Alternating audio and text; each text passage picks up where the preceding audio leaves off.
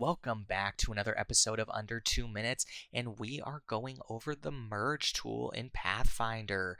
Now, this merge tool is very similar to the trim tool when you're working with only two shapes of different colors, and I'll show you why.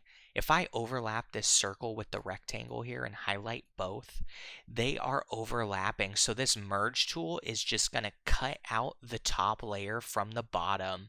As you can see, merge, and now the circle has been cut out.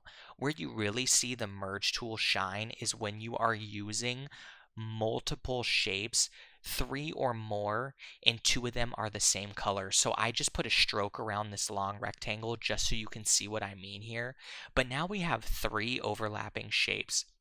If I highlight all of them and then click that merge tool, it's going to merge the two shapes of the same color and then cut out that shape from the color that's different underneath. So here we go. Let's hit that merge button.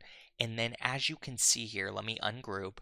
It has now merged the two of the same color and then cut out that shape from the differing color underneath. So that is the merge tool. Very handy when working with multiple shapes. When working with only two, you can really stick with trim, kind of more up to a personal preference. But as you can see here, we have one full shape and now two varying shapes that got cut. That is the merge tool with Pathfinder.